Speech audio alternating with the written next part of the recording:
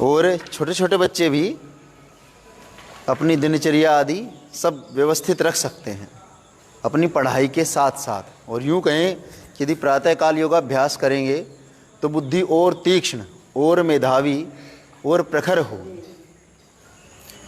हमारे आचार्य अजय जी प्रतिदिन इनको कठिन योगासनों का अभ्यास कराते हैं, व्यायाम कराते हैं।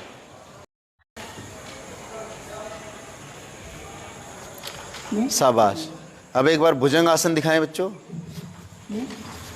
पहले भुजंग आसन, ये अनिकेत जी मलखम भी बड़ा अच्छा करते हैं। ये भुजंग आसन और सीधा इन्होंने तो पूर्ण भुजंग आसन कर दिया।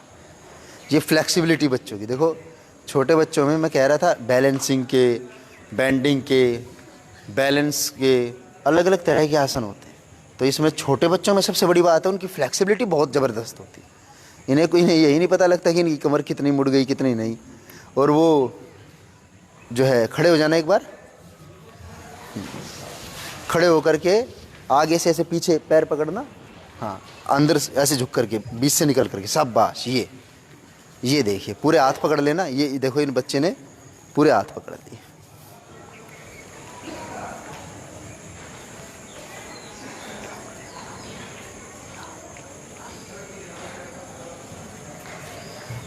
ये आसन है, आसन का नाम क्या सोन जी है? डिम्बासन। और पीछे वो ये पूरा चक्रासन करना, एक बार पीछे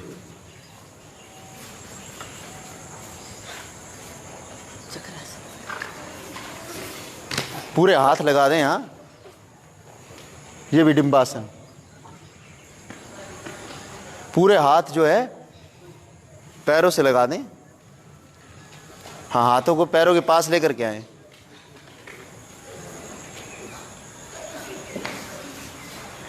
ये है फ्लेक्सिबिलिटी बच्चों की। शाबाश, वापस। और जो है एक बार गर्भासन बैठ करके पद्मासन में, आप भी करो बेटा, पद्मासन में बैठ जाएं। हाँ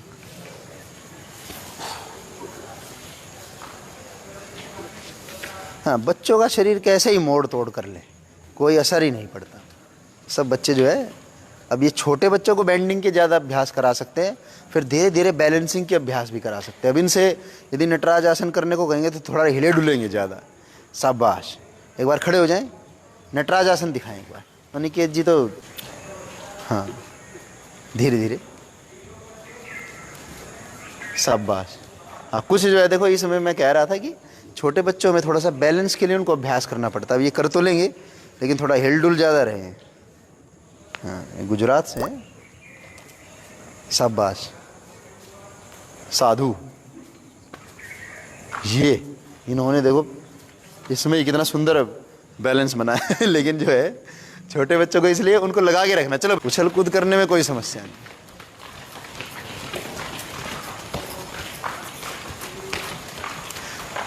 और दंड भी लगाते हैं ये छोटे बच्चे। चलो साधारण दंड दिखाओ एक साथ, काउंटिंग के साथ। 1, हाँ एक पर लगा देना। 2, शाबाश। 3, 4, 5, एक साथ। 6, 7, 8, 9, 10। शाबाश, खड़े हो जाएं।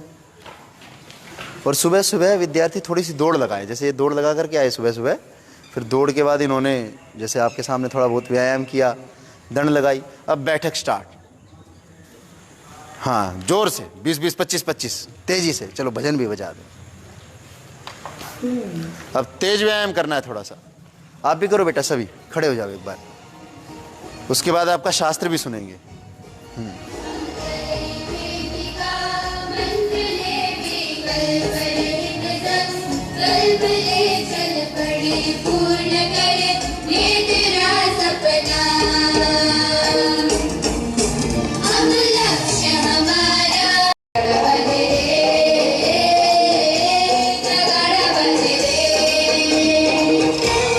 Change opposite side.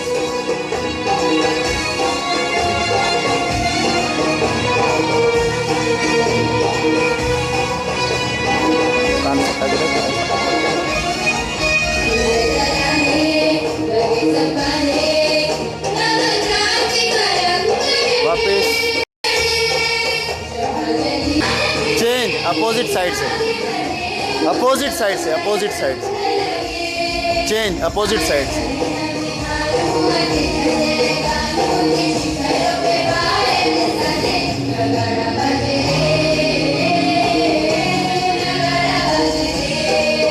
हाथ सीधा रखो बेटा ऐसे।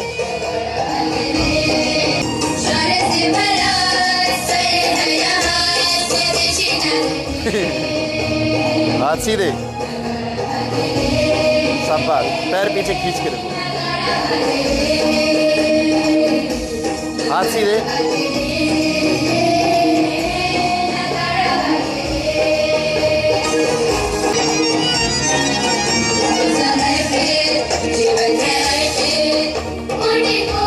उत्थित पद्मासनम, उत्थित पद्म बकासनम, बकासनम, बकासनम, बकासन, बकासन।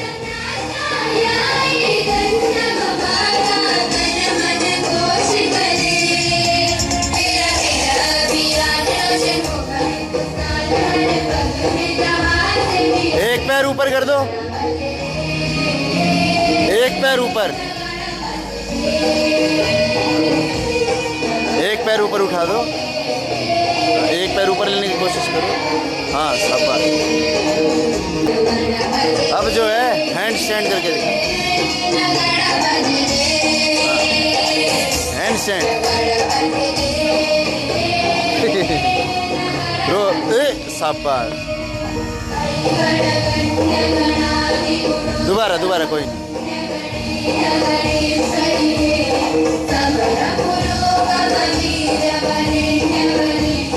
गुड, खड़े हो जाए, खड़े हो जाए, शाबाश, खड़े हो जाए, खड़े हो जाए, खड़े हो जाए, खड़े हो जाए।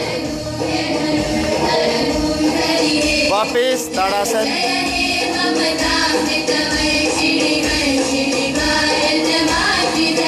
पैर मिले हुए रखे,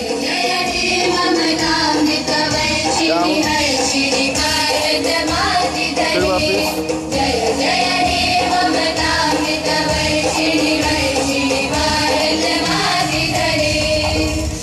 वापिस। गुड, बैठिए सभी। तो ये तो थोड़े थोड़े अभ्यास किए। अब आप बच्चों में ऐसे उपाय जिससे बुद्धि एकाग्र हो, जिससे बुद्धि तीव्र बने। अब जरा ये बताइए, श्रीमद् भगवद गीता के कितने श्लोक? 700 श्लोक श्रीमद् भगवद गीता में। अष्टाध्यायी के कितने सूत्र? 4000 अष्टाध्यायी के सूत्र। और श्रीमद् भगवद गीता के 700 श्लोक। और यजुर्वेद में मंत्र कितने? 1875। और उन्हें स्मरण करने का संकल्प आशीष जी ने लिया। एक बार इसके लिए जोरदार अभिनंदन हो जाए इनका। चलो शाबाश।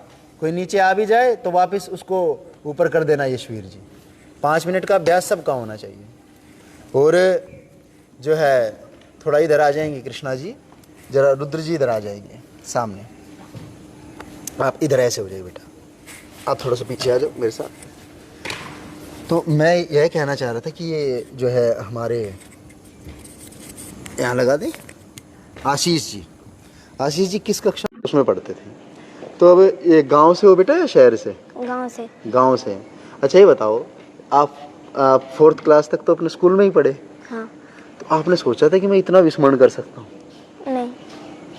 वहाँ क्या स्मरण करते थे आप? क्योंकि बुद्धि की देखो 3 क्षमताएं होती हैं। जैसे लोग आजकल बहुत व्यायाम करते, तो कोई ट्राइसेप, कोई बाइसेप, कई तरह के अलग अलग मसल बना लेते। तो ऐसे ही बुद्धि की 3 क्षमताएं होती हैं, धी, धृति, स्मृति। तो धी, धृति और स्मृति। स्मृति जो है बालकपन में विद्यार्थी के लिए, देखो ये हर कोई मानता भी है इस बात को कि जब छोटा बच्चा है उसको समझाने के स्थान पर चीज़ें स्मरण कराना ज़्यादा सरल है। जो बड़े विद्यार्थी हैं वो लॉजिकली समझना ज़्यादा चाहते हैं। तो एक बहुत सिंपल सी बात है, अभी इस बच्चे को, जैसे अभी श्रीमद् भगवद गीता का उपदेश इसके लिए नहीं है। श्रीमद् भगवद गीता का उपदेश उसके लिए है जो संबंधों में फंसा है, अर्जुन जैसा व्यक्ति, जिसके पूरे कोई पति है, कोई पत्नी है, कोई बच्चे हैं, कोई जो है फिर काम क्रोध लोभ मोह अहंकार है। अब इस बच्चे में किस बात का अहंकार, इस बच्चे में किस बात का काम क्रोध लोभ मोह, और व्याधि भी नहीं है, व्याधि स्थान कोई न गोविन्द किं भोगैर्जीवितेन वा येषामर्थे काङ्क्षितं न राज्यं भोगाः सुखानि च त इमे वस्थिता युद्धे प्राणाः कहीं से भी मतलब 20 से ऐसे कहीं से भी आचार्य पूछ पितरः सकते हैं। पुत्रास्तथैव च पितामहः मातुला स्वसुरा पौत्राः स्याला सम्बन्धिनस्तथा एतान् हन्तुमिच्छामि। कैर्लिङ्गे स्त्रीन् गुणान् एतान्। अर्जुन उवाच ये कैर्लिङ्गे चतुर्दशोऽध्याय से स्त्रीगुणानेतान् पूछा। अतीतो भवति प्रभो किमाचारः कथं च तान् स्त्रीगुणानिति वर्तते। श्रीभगवान् उवाच और एक विशेष बात है प्रवृत्तिं च कि जो मोहमेव है च पाण्डव उच्चारण बहुत विशेष है, क्योंकि छोटा सा भी उच्चारण, जैसे अब कोई इंग्लिश के शब्दों को वैसे तो इंग्लिश का उच्चारण इतना वो नहीं है, जैसे हिंदी का या संस्कृत का उच्चारण ऐसा है, जैसी वर्णमाला आपने सीख ली वैसा ही उच्चारण करना होता है। इंग्लिश में ऐसा नहीं है कि जैसे क को हम लोग संस्कृत हो या हिंदी हो क ही उच्चारण करते हैं कहीं पर भी आए। इंग्लिश में ऐसा नहीं होता के, फिर उसका उच्चारण कहीं कुछ है कहीं कुछ है, तो थोड़ा सा कहीं साइलेंट ही हो जाता है, लेकिन संस्कृत में ऐसा नहीं है। इसलिए उच्चारण की भी विशेष भूमिका। आप यूँ समझ सकते हैं कि ये बच्चा विशुद्ध उच्चारण कर रहा है। ओम तत्सदिति श्रीमद्भगवद्गीतासु उपनिषत्सु ब्रह्म विद्यायां योगशास्त्रे श्रीकृष्णार्जुन संवादे गुणत्रय विभागे योगो नाम ये चतुर्दशोध्याय पूरा धीरे धीरे धीरे धीरे, जिसे कहते हैं आम भाषा में मोटी बुद्धि होती जाती है। और जितना घिसते रहे तो जो है वही रस्सी वाला उदाहरण कि घिसते रहे तो कुएं पर भी जो है पत्थर पर भी लकीर पड़ जाती है, एक रस्सी भी पत्थर पर लकीर डाल देती है। तो इसलिए बुद्धि को तीक्ष्ण करने के ये उपाय हैं।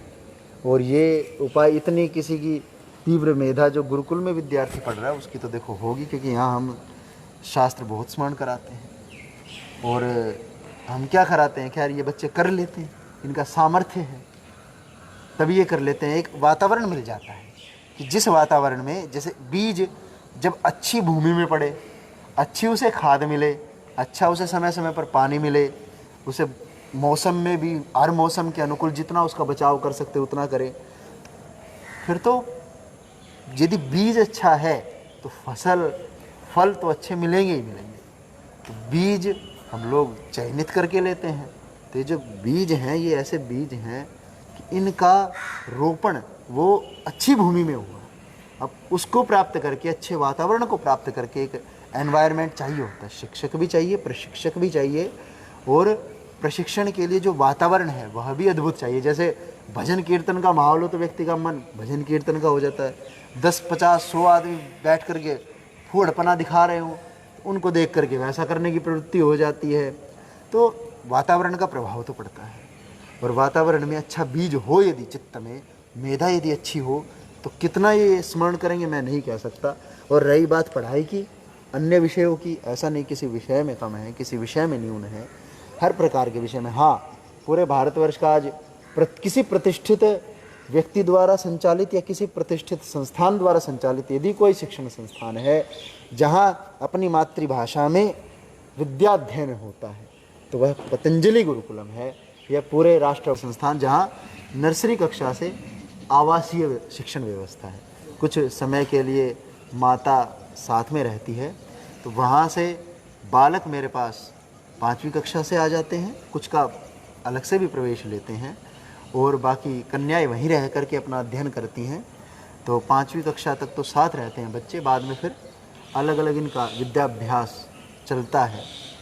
तब ऐसे किसी प्रतिष्ठित शिक्षण संस्थान में भी हम हिंदी में मातृभाषा में पढ़ाई तो कराते हैं। अब लैंग्वेज हमने स्पेनिश,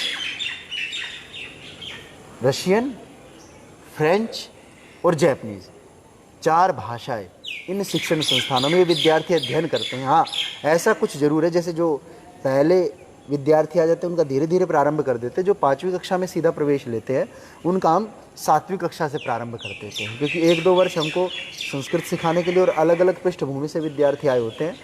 कोई गाँव से आया होता है, कोई शहर से आया होता है, किसी की अच्छी इंग्लिश होती है, किसी की नहीं होती, तो लैंग्वेज पूरी सिखाते हैं। किंतु हमारा गुरुकुल में अवकाश नहीं दिया जाता था। राम जी एक बार गुरुकुल गए तो गुरुकुल से विद्या अध्ययन करने के बाद ही अपने राजमहल में आए। तो ये बालक भी, इनको भी मात्र 15 दिन का अवकाश, इससे अतिरिक्त अवकाश नहीं मिलता। और उस बात में माता पिता संतुष्ट हैं। आप सब सोचिए कि वे कितने तपस्वी हैं, कितने धैर्यवान हैं। मैं कहूँ तो माफ़ करना, क्षमा करना, वे राजा दशरथ से भी बड़भागी हैं, राजा दशरथ से भी ज़्यादा सौभाग्यशाली है, क्योंकि राजा दशरथ जी श्री राम जी के मोह में उन्होंने प्राण त्याग कर दिए, किंतु इनके माता पिता इनको देख करके अत्यंत प्रसन्न होते हैं। आज रुद्र जी की दादी जी विशेष रूप से, और जो है आशीष जी के माता पिता जी बड़े प्रसन्न होंगे कि आज जो है हमारे बालकों ने बड़ा श्रेष्ठतम कार्य किया, जिस उद्देश्य के लिए गुरुकुल में भेजा था। अब सामान्य अध्ययन तो यहाँ भी कराते हैं और बाहर भी कराते हैं, किंतु हमारे पास विशेष क्या है, ये हमारे पास विशेष है। यहाँ शास्त्रों का, भारत की सनातन की मूल परंपरा का संरक्षण है।